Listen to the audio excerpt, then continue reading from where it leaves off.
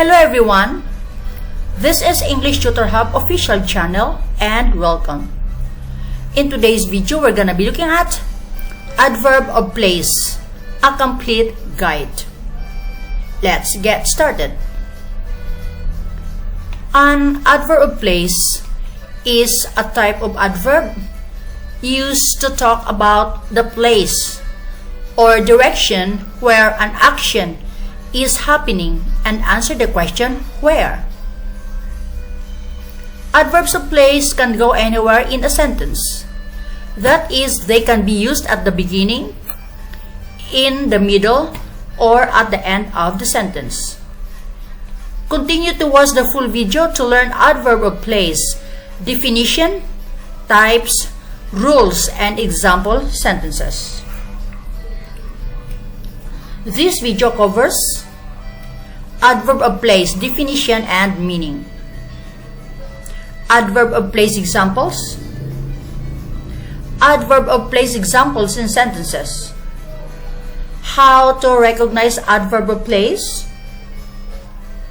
Adverb of place list. Frequently asked questions or facts, adverbs of place. Adverb of place, definition and meaning. What does an adverb of place mean?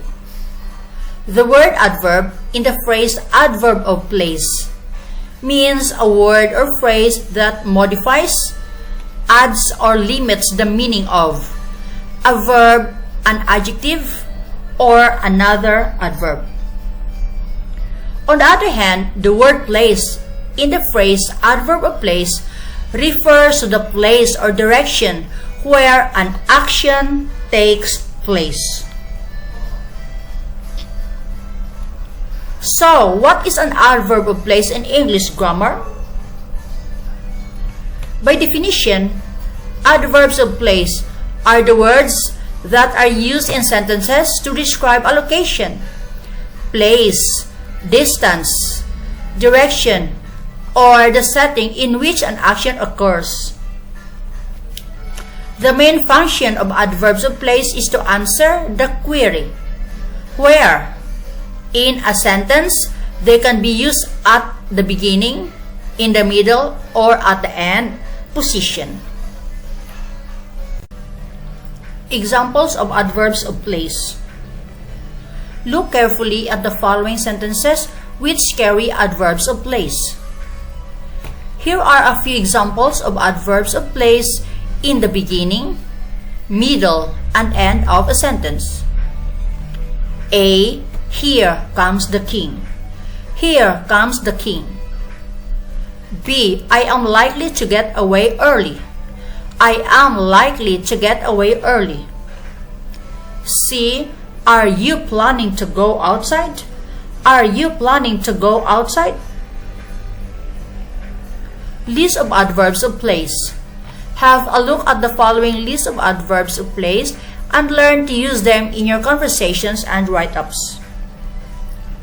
Somewhere, somewhere. Here, here. There, there. Everywhere, everywhere. Nowhere, nowhere. Northwards, northwards. Eastwards, eastwards. Southwards, southwards. Westwards, westwards. Backwards, backwards. Towards, towards. Forward, forward. Nearby, nearby. Miles apart, miles apart. Up, up. Down, down. Away, away. Around, around. Out, out. In, in. Below, below. Behind, behind. North, north. Southeast, southeast. Northeast, northeast. West, west. East, east. homeward, homeward. Someplace, someplace. Abroad, abroad. Upstairs, upstairs. Downstairs, downstairs. Anywhere, anywhere. How to recognize an adverb of place? Identifying an adverb of place is not that difficult. Here are 3 steps to identify adverbs of place easily. Step 1. Find out the adverb used in a sentence. Before you try looking for an adverb of place, you need to find out the adverb used in the sentence. Step 2. Recall the definition of the adverb of place. An adverb of place always refers to a place, location, direction, or setting. Number 3. Mark the adverb which tells you where the action is happening as an adverb of place. Let's take the sentence, John was standing there, as an example. To identify the adverb of place in this sentence, we first follow the step 1. That is, we need to look for the adverb used in this sentence.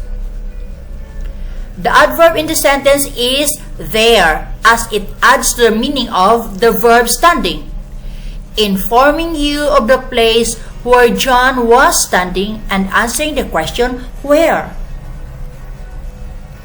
Then we follow the step 2. That is, we recall the definition of adverb of place, whereby we find that an adverb of place refers to a place, direction, or location. We then follow the step 3. That is, we mark the word there as an adverb of place because it tells us about the place where John was standing. Types of adverbs of place. Adverbs of place can show a direction, location, distance, or relationship. Based on what they are used for, adverbs of place are put in 3 types. Here are the 3 main types of categories of adverbs of place. Number 1, adverbs of place for direction. Directional adverbs or adverbs of direction tell us about the path where something or someone will move.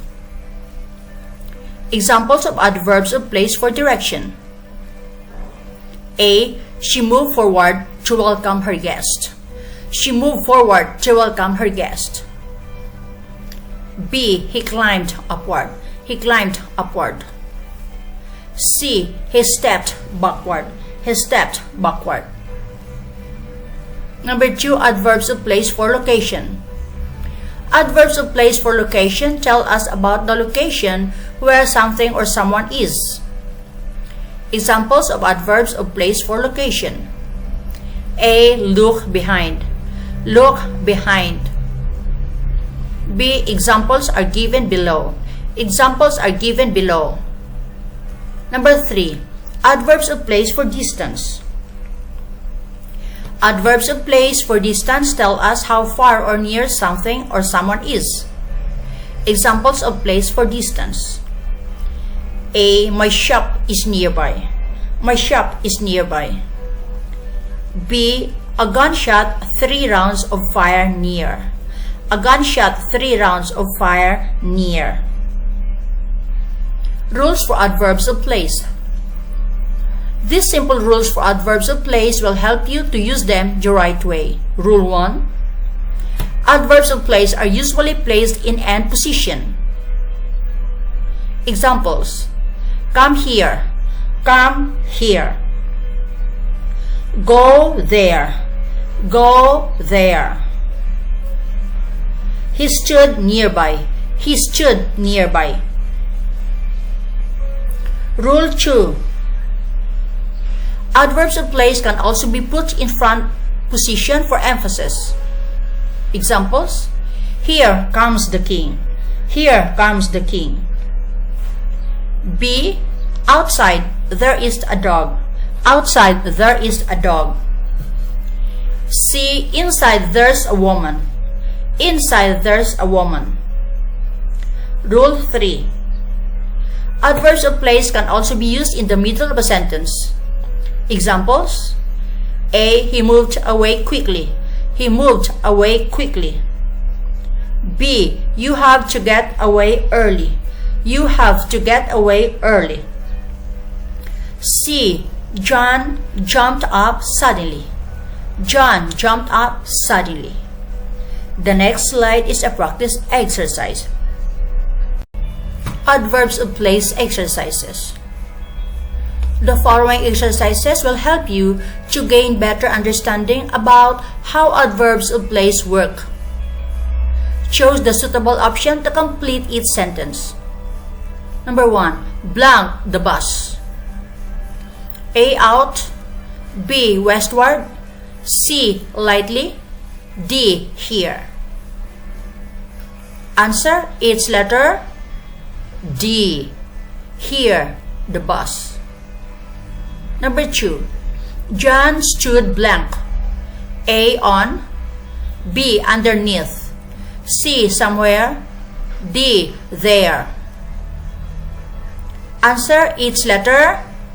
D. John stood there. Number 3. Will you be starting your plants blank or in a greenhouse? A. Round. B. Home. C. Outside. D. Around. Answer each letter. C. Will you be starting your plants outside or in a greenhouse? Number 4. The ship sailed blank, encountering heavy weather along the way. A. Up. B. Down. C. Northwards. D. Backwards. Answer each letter. C. The ship sailed northwards, encountering heavy weather along the way. Number 5. When she saw me waiting, she ran blank. A. Around. B. Away. C. Through. D. Forward. Answer each letter. B. When she saw me waiting, she ran away. Facts or frequently asked questions. Adverbs of place. Define adverb of place. An adverb of place is also called an adverb of location. An adverb of place is also called an adverb of location. An adverb of place shows where the action of the sentence happens. An adverb of place shows where the action of the sentence happens. Questions: is there an adverb of place? Answer: yes, there is an adverb of place. Question: is here an adverb of place? Answer: yes, here is an adverb of place. Question: is behind an adverb of place? Answer: yes, behind is an adverb of place. Questions: is upstairs an adverb of place? Yes, upstairs is an adverb of place. Is over an adverb of place?